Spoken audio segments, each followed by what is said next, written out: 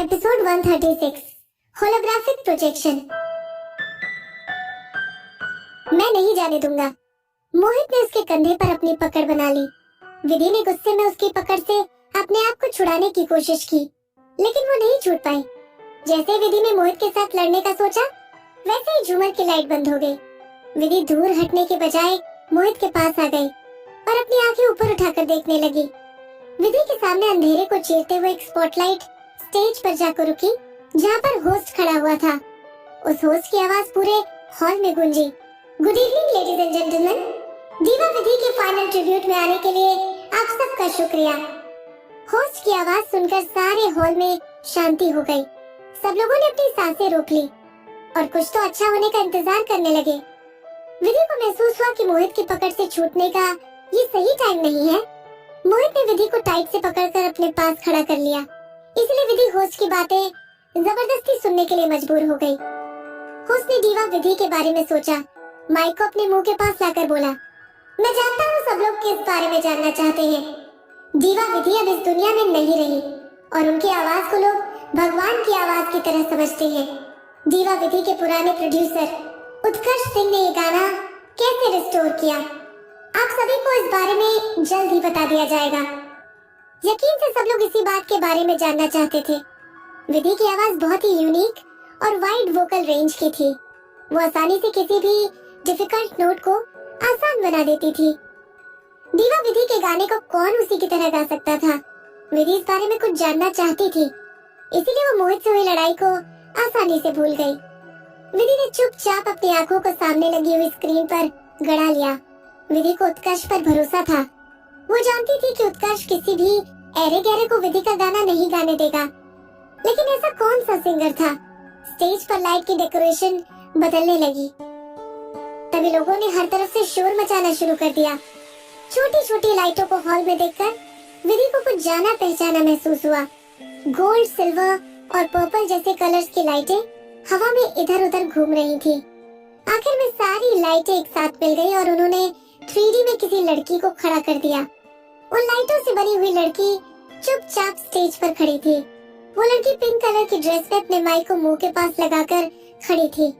उस लड़की का सिर हल्का सा ऊपर की तरफ था और वहाँ खड़े हुए लोग उस लड़की के गले की आउटलाइनिंग को देख सकते थे। ये वही लड़की थी जिसने अपनी आवाज से लोगों के दिलों पर राज कर रखा था। एक झलक देखने से वो लाइटों से बनी हुई लड़की असली लग रही थी। ये तो दीवा विधि है। वहाँ खड़े हुए लोगों के बीच एक ही बात आग की तरह फैल गई। कौन जानता था कि वो यहाँ पर अपने सामने दीवा विधि को वापस आते हुए देखेंगे। उस रिसेप्शन में दीवा विधि का 3D होलोग्राफिक प्रोजेक्शन करने के लिए बहुत बड़ी टेक्नोलॉजी का इस्तेमाल हुआ था। उस होलोग्राफिक प्रोजेक्शन के पीछे लगे हुए स्पीकर से पूरे हॉल में दीवा विधि के लास्ट कॉन्सर्ट का गाना चलने लगा। उन स्पीकर्स में से आ रही आवाज और दीवा विधि के होलोग्राफिक प्रोजेक्शन को देखकर लोगों ने शोर मचाना शुरू कर दिया। स्पीकर्स में से आ रही आवाज विधि की असली आवाज थी। वहाँ खड़े हुए लोगों को ऐसा लगा जैसे कि वो सच में दीवा विधि के कॉन्सर्ट में आ गए हैं। इतना सब कुछ देखकर विधि को चक्कर आने लगे। उसने एक्सपेक्ट नहीं किया था कि उसको इस हॉल में ऐसा कुछ देखने को मिलेगा। एक पल के लिए तो विधि को भी ऐसा लगा जैसे कि वो पुराना जन्म लेकर वापस हजारों फैंस के सामने स्टेज पर खड़ी हो गई हो।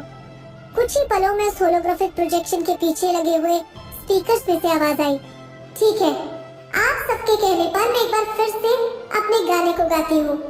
विधि की आवाज बिल्कुल असली लग रही थी। ये आवाज उसकी पुरानी यादों में से नहीं, बल्कि स्टेज पर हो रही होलोग्राफिक प्रोजेक्शन में से आ रही थी। म्यूजिक साउंड हर डायरेक्शन में गूंज रही थी। उसके गाने के साथ विधि की बहुत सारी यादें जुड़ी थी। विधि अपने कंसर्ट में बैकग्राउंड साउंड के साथ गाती थी। हालांकि वो दिन बाकी दिनों से बिल्कुल अलग था। उस दिन विधि ने बिना किसी बैकग्राउंड म्यूजिक के गाना गाया। विधि बैकग्राउंड में खड़ी हुई थी और आए हुए दूसरे गेस्ट की तरह वो भी गाने की शुरुआत होने से ही हैरान थी। उत्कर्ष की अरेंजमेंट को देखकर विधि को अपनी 10 साल की मेहनत याद आ गई। विधि ने 10 साल तक म्यूजिक इंडस्ट्री पर राज किया था। उसकी सिंगिंग की कंपैरिजन करने के लिए उसके लेवल पर दूसरा कोई भी आर्टिस्ट नहीं था। स्टेज पर जैसे ही होलोग्राफिक प्रोजेक्शन में से गाना शुरू हुआ, सब लोगों का मुंह खुला का खुला रह गया।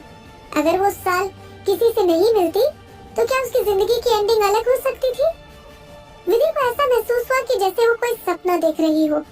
उस गाने की हर एक लाइन विधि के दिल पर दस्तक दे रही थी। विधि का चेहरा पीला पड़ गया और उसे सांस लेने में परेशानी होने लगी। गाने की शुरुआत होने से पहले विधि के मन में ऐसे बहुत सारे ख्याल थे जो कि उसे परेशान कर रहे थे। उसे लग रहा था कि उत्कर्ष किसी भी अनजाने सिंगर को उठाकर उसका गाना स्टेज पर परफॉर्म करवा देगा। हालांकि वो नहीं जानती थी कि उसी की आवाज को मिक्स करते हुए उत्कर्ष एक ओरिजिनल सॉन्ग में बदल देगा। उस कॉन्सर्ट की रिकॉर्डिंग स्टूडियो रिकॉर्डिंग से काफी अलग थी। कॉन्सर्ट की रिकॉर्डिंग में आवाज थोड़ी धुंधली और बीच बीच में लोगों के शोर की आवाज थी। हालांकि रिकॉर्डिंग साफ न होने की वजह से द बटरफ्लाई सॉन्ग ने लोगों के बीच में उदासी भरा इफेक्ट डाल दिया। विधि को ऐसा लगा कि जैसे कोई गला दबाकर उसका दम घोट रहा हो। एक बार फिर से विधि की पुरानी यादें उस पर हावी होने लगी। अपने इमोशंस को ना संभाल पाने की वजह से विधि ने जैसे तैसे मोहित से अपना हाथ छुड़ाया और वहाँ से भाग गई। वो भागते हुए काफी लोगों से टकरा गई, लेकिन उसने उन लोगों पर ध्यान नहीं दिया। वो भागते हुए एक पेड़ के नीचे जा रुकी। विदुषी, क्या तुम ठीक हो? ये आवाज मोहित की थी जो कि उसके पीछे भाग रहा था। विधि ने अपनी पीठ को पेड़ से टिका लिया। वो धीरे धीरे जमीन पर बैठ गई। विधि की पुरानी यादों के कुछ हिस्से अभी तक उसके ऊपर चिल्ला रहे थे। चांद की रोशनी के नीचे विधि का चेहरा सफेद पड़ गया था। विधि को पेड़ के साथ कमर टिकाकर बैठते देख मोहित भाग के उसके पास आया और उसने विधि को गले लगा लिया। वो नहीं जानता था कि विधि के साथ अभी क्या हुआ, लेकिन उसके डर और दर्द को महसूस कर सकता था। मोहित ने बिना कोई दूसरा ख्याल अपने मन में सोचे हुए विधि के चेहरे को अपने हाथों से सहलाने लगा। मोहित उसको अपने साथ सिक्योरिटी और कंफर्ट महसूस करवाना चाहता था। हालांकि अभी थोड़ी देर पहले मोहित को लगा था कि विधि उसके लिए नहीं चिंता करती। दूसरी लड़की के साथ मोहित को देखने से विधि के चेहरे पर मोहित ने कोई रिएक्शन नहीं देखा था, लेकिन वो विधि से दूर क्यों नहीं हो पा रहा था। विधि को परेशान देखते ही मोहित का दिल क्यों जोर जोर से धड़कने लगा। विधि को अपनी बाहों में पकड़े हुए मोहित ने सोचा कि ऐसा उसके साथ इस जिंदगी में होना ही था। मोहित की बाहों में कुछ देर रहने की वजह से विधि धीरे धीरे शांत हो गई। हालांकि जैसे ही उसे पता चला कि वो किसी को हक कर रही है, उसने मोहित से पीछे हटने की कोशिश की। विदुषी, मोहित परेशान हो गया। विधि ने घबराते हुए मोहित की तरफ देखा। मोहित के कंधों से विधि को अभी भी स्वीटी के परफ्यूम की खुशबू आ रही थी। विधि नहीं जानती थी कि वो एक ऐसे आदमी के बाहों में रहने से सेफ क्यों महसूस कर रही थी जो आदमी उसके साथ लॉयल नहीं है। अगर तुम्हारे साथ स्वीटी थी तो तुम मुझे ढूंढते हुए मेरे पास क्यों आए? विधि की आवाज में गुस्सा छलक रहा था। मोहित हैरान रह गया। अचानक से उसे अपने दिल में खुशी महसूस होने लगी। क्या तुम जेलस हो? मोहित की बात का जवाब देने से पहले विधि कुछ देर के लिए शांत हो गई। हाँ, मैं जेलस हूँ। हालांकि तुम्हें अपने साथ नहीं रोकना चाहती। मोहित, मुझे अपने रिलेशनशिप में तुम्हारे साथ जेलसी वाला गेम नहीं खेलना है। अगर तुम और किसी के साथ खुश हो तो फिर चाहे तो मैं तुम्हें कितना भी पसंद करती हूँ, मैं तुम्हें छोड़ दूंगी। क्या कहा तुमने? तुम मुझे पसंद करती हो? मोहित इतना खुश हुआ कि उसकी आवाज कांपने लगी। विधि की बोलती बंद हो गई। क्या तुमने मेरी बात पर जरा भी ध्यान दिया? विदुषी, मैं बहुत खुश हूँ कि तुम मुझे पसंद करती हो। मोहित ने एक बार फिर से विधि को गले से लगा लिया। तुमने पहली बार कहा है कि तुम मुझे पसंद करती हो। मैं कसम खाता हूँ कि तुम्हें फिर कभी गुस्सा नहीं आने दूंगा। मैं दूसरी लड़कियों को खुद से दूर रखूंगा और सिर्फ तुम्हें अपने पास आने दूंगा। चलो, अच्छी बात है कि कम से कम इस आदमी ने मेरी बात को तो समझा, विधि ने खुद से कहा। विधि ने अपने सिर से उसकी बात समझने का इशारा किया और खड़ी हो गई। याद रखना, जो कुछ भी तुम अभी कह रहे हो मोहित। पेड़ की पत्तियों में से चांद की रोशनी छनकर विधि के चेहरे पर गहरी परछाई बना रही थी। मैं तुम्हें कभी धोखा नहीं दूंगा, मोहित ने कहा और वो अपना सर ऊपर उठाकर विधि को देखने लगा। विदुषी, तुम्हें अभी क्या हो गया था? तुम ऐसे अचानक से हॉल से बाहर भाग कर क्यों आ गई? मुझे बताओ, क्या हुआ?